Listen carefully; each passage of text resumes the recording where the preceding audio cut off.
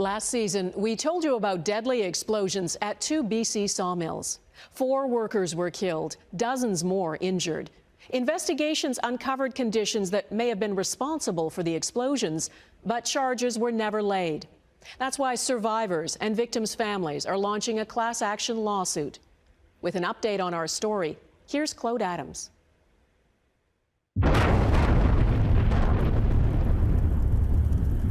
The explosion lit up the night sky over Prince George, a blast seen and heard for miles. It still echoes 4 years later when a group of survivors gather in Bruce German's living room. I'm failing to be a husband and a father to my family. I don't think I'll ever be the same again, and it just hurts inside. There's so much of me missing that I don't know where it is. They all have vivid, deeply etched memories. It's one of the hallmarks of PTSD. We were there at the epicenter. I know what I saw. I know what I smelled. I smelled burnt hair. I saw my buddy here, who I thought wasn't going to make it, seeing flaps of skin hanging off his limbs. I saw his glasses look like they were melted to his head.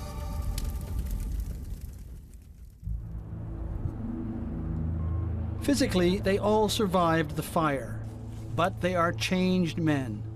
Now they have filed a lawsuit against the provincial government and workers' compensation, known as WorkSafe BC, to acknowledge blame. WorkSafe is responsible for workplace safety in the province, and workers are not able to sue their employers. That right has been taken away from them, and we have in its place a regulatory scheme that has totally failed these individuals, and they are seeking justice on a broader scale. Bruce German was horribly burned, and he, like the others, has received compensation. But the money, they say, isn't the main issue of the lawsuit, which was launched earlier this year.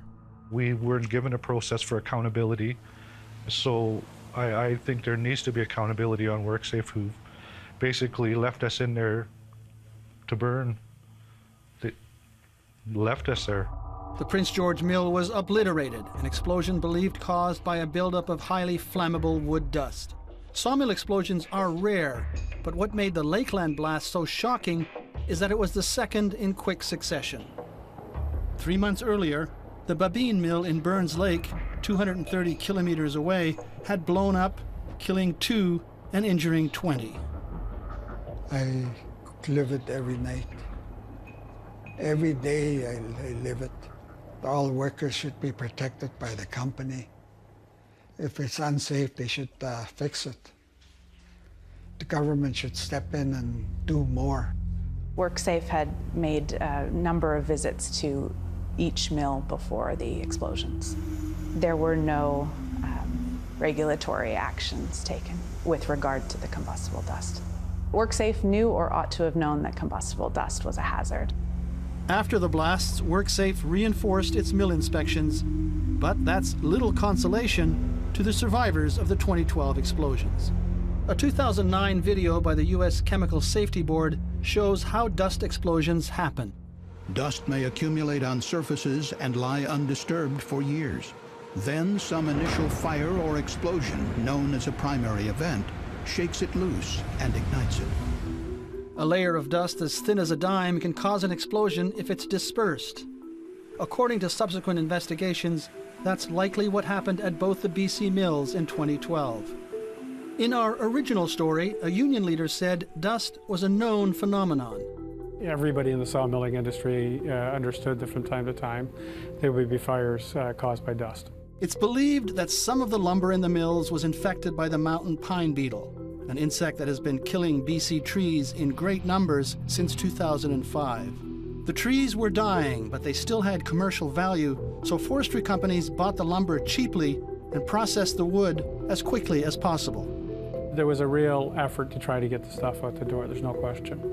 The wood dust produced is very dry, and when it accumulates in the air, it can be ignited. This material was dry as a bone. It burns like you wouldn't believe.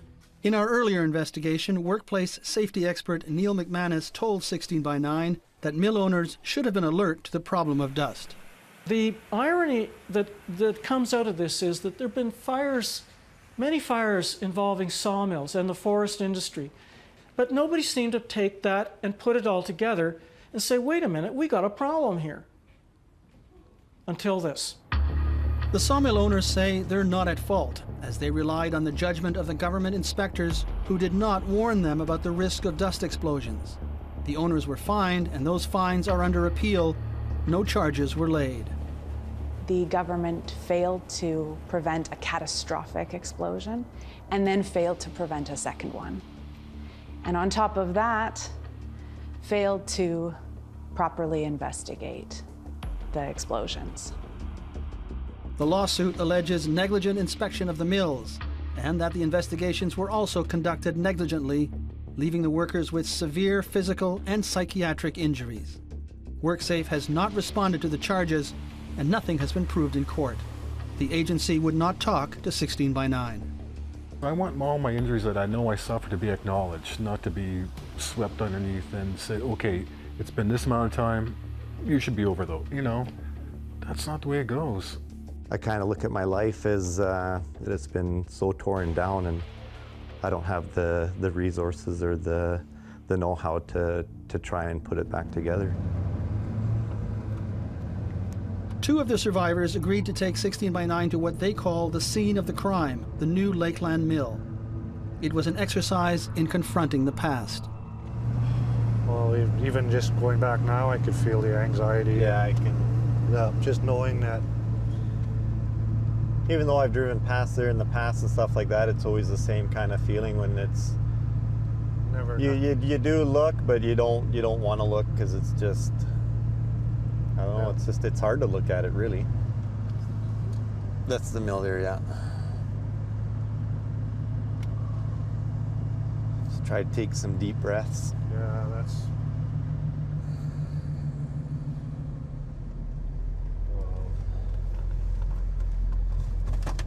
I just wish our lives were as easily to rebuild as they were to rebuild the mill. I wish they put some effort into rebuilding our lives. Some can't understand why we can't get over it. Like, it should just be easy to just get over it, and they just don't understand how it's embedded in the brain, right?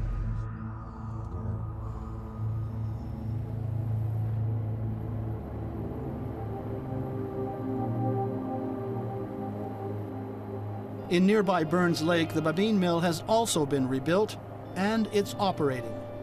But Ken Michel, who was severely injured in the blast, is struggling to rebuild his life. Bounded by a wheelchair and a small house since the accident 4 years ago. It's not the same no more. Like, my wife is not really my wife now. She's more like a nurse to me. As with the Lakeland Mill survivors, Ken's trauma replays itself over and over again. He's covered in scar tissue, and the memories won't go away. Fire just kept coming, kept coming, kept coming. Just burning, burning, and trying to bat the fire away like this. And I was walking around in the flames, fire coming off my arms, my body.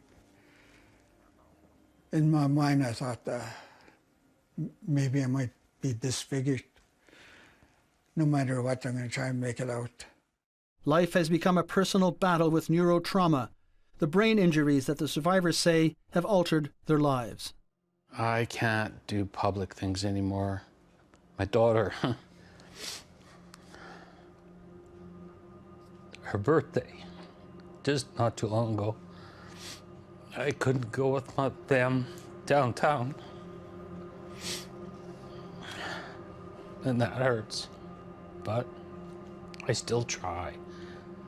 But I'm not able to do those things anymore. I don't trust people enough to tell my son to go get a job. He's 20. He's 20-something years old, and I'm not willing to say, go out there and get a job, because I don't want to send him off to die. What's our lives worth? It's not money. I don't want the money. I want my life.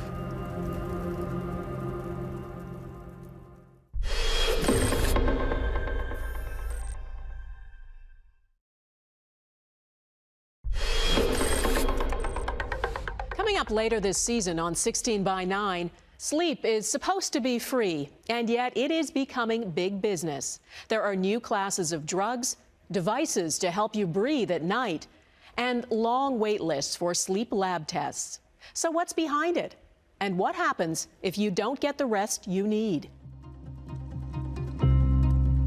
People just thought sleep is a period of time when really not much happened.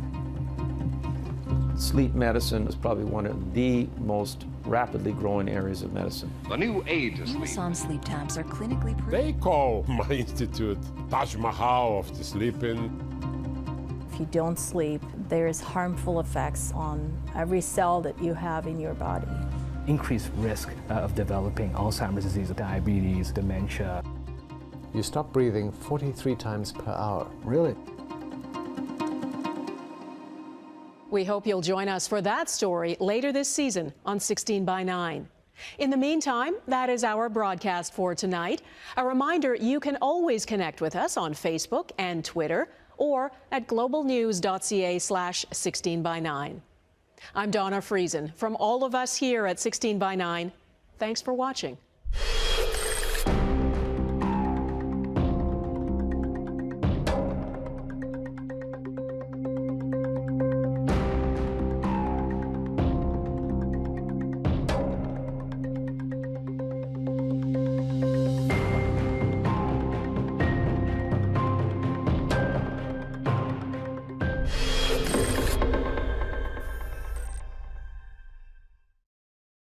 Hurts inside.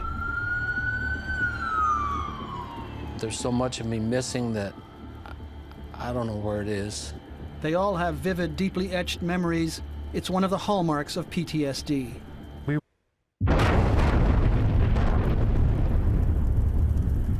The explosion lit up the night sky over Prince George, a blast seen and heard for miles. It's still conditions that may have been responsible for the explosions, but charges were never laid.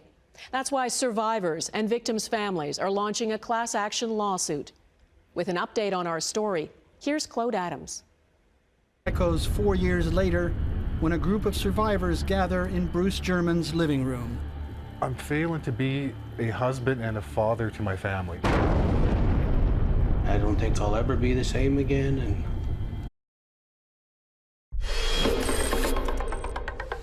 last season, we told you about deadly explosions at 2 BC sawmills.